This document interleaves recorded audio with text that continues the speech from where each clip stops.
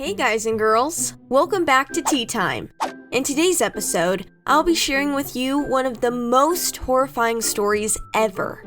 This story is about how my friend's dad flirted with me. I am not even joking. Watch till the end to find out how I reacted to this situation. Get comfy and let's begin with this Roblox story time. I was 18 and in my senior year of high school when this story took place. I took pottery as one of my electives. In that class, I met Beth, who was a junior. We became good friends instantly, and I invited her into my friends group since she was new to my school and had not made any friends yet. During my senior year, I was going through a lot. My mom and dad got divorced. My mom stopped taking any medicine and had uncontrollable mood swings and anger outbursts. She brought in a new man soon after who was an absolute lunatic.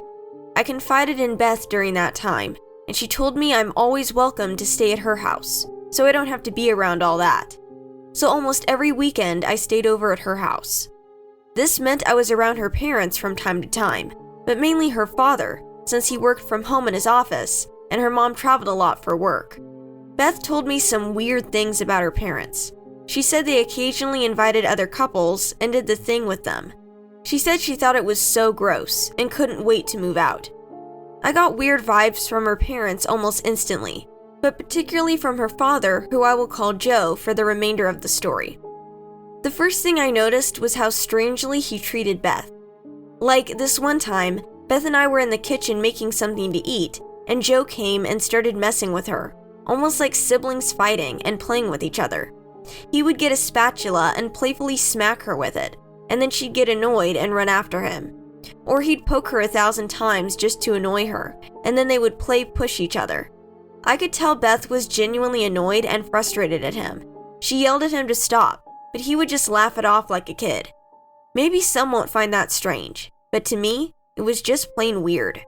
Another huge red flag involving her father was the time Beth heard through the grapevine someone at school talking bad behind her back. Her dad was so invested in the drama and wanted to know everything going on. He literally made a Kik account, a messaging app, and told off the girl who was apparently talking bad, saying horrible things to her.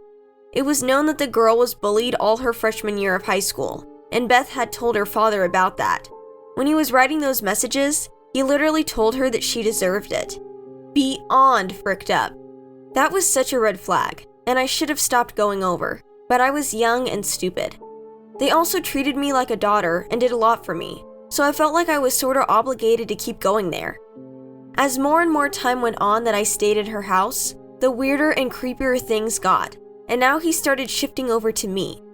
I remember it being May 2017. Beth and her parents wanted to throw me a graduation party. Or should I say, Beth and her dad, because the mom was away on a business trip. They knew I was going through a lot and that this would cheer me up. I was so thankful that they were doing that for me. The day before the party, I had to go to the dentist and get one of my molars extracted. How fun.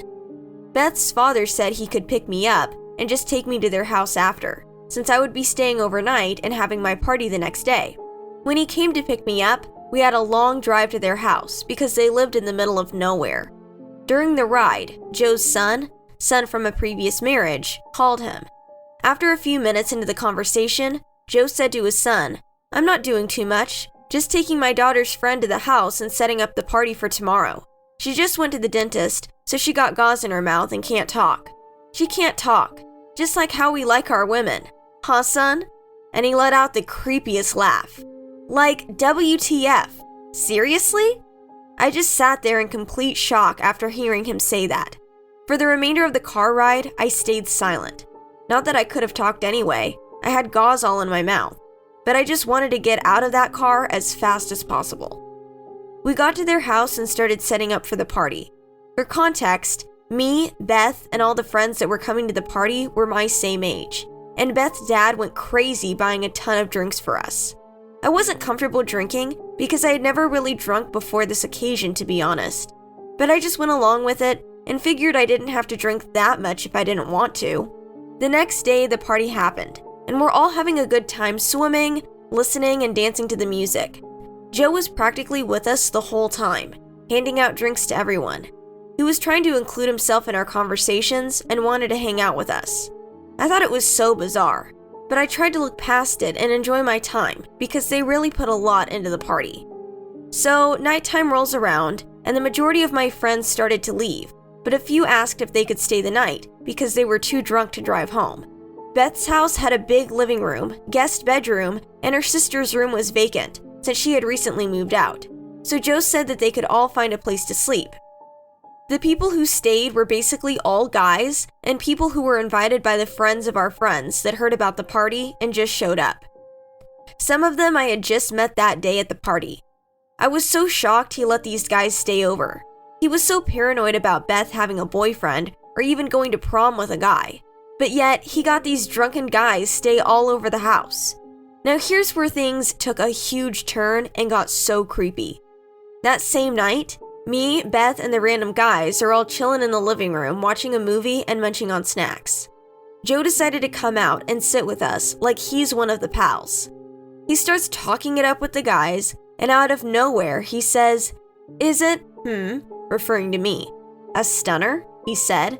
"In a couple of years, she'll be mine, and I'm not letting no one else have her." Once I heard that, I was done. After I went home the next morning, I knew I had to stop going over, which ultimately meant I wouldn't be able to be friends with Beth anymore. I felt horrible, but school was over. It was summer. I graduated, and Beth wasn't allowed to leave the house and hang out with friends since her parents were oddly strict. So the only time I would be able to hang out with her is if I went back to the house, which I wasn't going to do. I was also moving in with my grandma in another state. It was the best decision for me at that time. I told Beth. She was devastated. I was her only friend, and she was trapped alone in that house. A month after that last incident, Joe showed up at my house. He handed my mom something and was coming to pick it up. They were outside talking for over an hour, and I was trying to listen from the window. Basically, Beth told her dad I was moving, and he was trying to persuade my mom that I should live with them and that it would be the best for me. He said they had so much room in their house, and he even had a car I could use. I wouldn't have to pay them anything. My mom not knowing how creepy Joe was because I never told her.